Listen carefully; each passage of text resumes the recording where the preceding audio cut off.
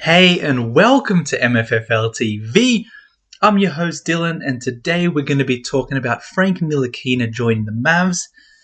Trying to talk about his player profile, see how he can help the Mavs, how he'll fit in. Mark Stein did put out a tweet a few days ago saying he'll join the Mavs in the coming days, and here we are, and he has signed for the veteran minimum. It is a one-year deal, and it now puts our roster up to 16. So I'm assuming someone's going to get cut, or maybe we can make a trade, get rid of a few players, bring in someone like a Dragic. So I think personally, maybe a bit of nostalgia is coming into it, but I think I would have preferred Dennis Smith Jr. over Frank Ntilikina. However, DSJ did sign a training camp deal with the Blazers. But, Frank Ntilikina definitely does have his positives as well, and I think maybe can be a good contributor to this team.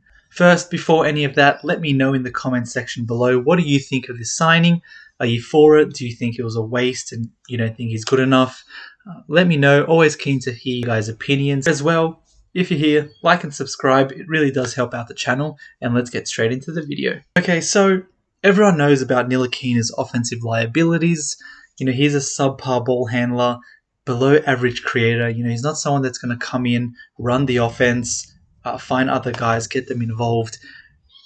From watching New York, most of the time he does play off ball, so I don't expect him coming in running the team. We do have other guys that can do that though, so it's not really a problem. We have Luka, who's going to have the ball most of the game. We also have Brunson, who, yes, can't really create for others, has developed into a pretty good scorer in this league and create for himself. Hopefully under Jason Kidd, he can take that next step and create for others. And Ntilikina can really just be off ball and be that defensive pest. Talking about being a defensive pest though, let's get into some of his pros.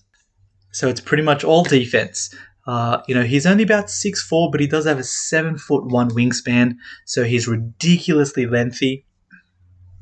As well as that, he's very active, has good hands, and a few years ago he was ranked number 1 in pick and roll defense.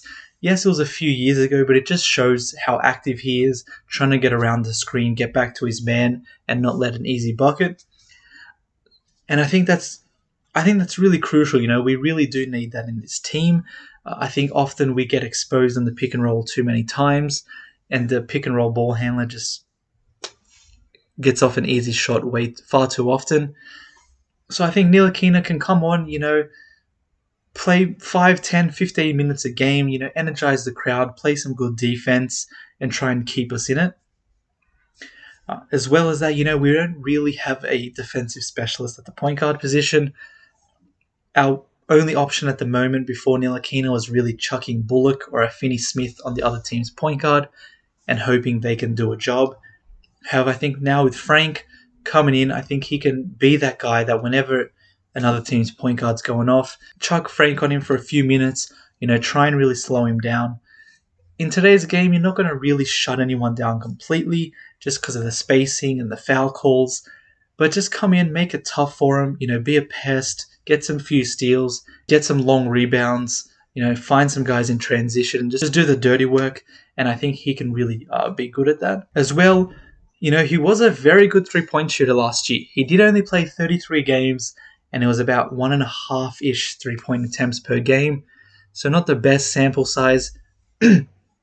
But he did shoot 47.9% from 3, which is ridiculous, especially when you think about Frank Ntilikina. You think about him as a very lackluster shooter, someone that's not really good, his liability. But last year on open three-point shots and wide open three-point shots, where open is 4 to 6 feet from your closest defender, and wide open is when you have 6+ feet from your closest defender, he shot 50% in both categories. So as a catch-and-shoot player, he did really improve last season, and that's sort of our memo, We have Luka, he's got the ball, he's going to find shooters when they're open, and if he can shoot anywhere near 50%, I think that would be a really good addition for us. If he can shoot like that and play defense, honestly, I wouldn't be too surprised if he makes it into that starting lineup eventually. Although I can't really see him shooting like that consistently. It was only 33 games, so I do need to see a bit more of it to be convinced. However, he's probably working under the right coach. Jason Kidd, similarly, when he came into the league, had a very bad jump shot. and over his development became one of the top 3-point shooters of all time based on makes. And I think, Frank can have that sort of same development trajectory. I think that could be huge for us again. It is only a 1-year deal, but I'm sure if he does well, we can find a way to re-sign him. The main thing is how we're going to look with him. I don't expect him to be in that starting lineup. Maybe if there's a few injuries and Jason Kidd doesn't want to throw off the rotation too hard, maybe he can be thrown in. Or maybe some games, it's just a play into your matchup. If the other team's got a really good point guard, most do, but maybe let's say like a De'Aaron Fox. Maybe we can chuck Frank Ntilikina in and give up some offense just to try and contain Fox a little bit, slow the other team down.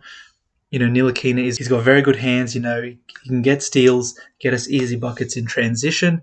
As things stand at the moment, I do expect him to fill in that backup point guard / shooting guard position next to Brunson. Maybe our second unit could be something along the lines of Brunson, Ntilikina, Sterling Brown, Maxi Kleber, and Dwight Powell, for example. I think that's pretty balanced. We're going to have, Brunson coming in being the main scoring option. Then we got Sterling Brown, Maxi Kleber, Frank Ntilikina now, and Dwight Powell being good defensive players. Yes, Dwight Powell's probably not the best one-on-one defender. He's a bit undersized for that center position. But he is a pretty good pick-and-roll defender. He's very quick laterally. Last season, Ntilikina did average about 5.5 points a game, so I don't expect him to be anything crazy offensively.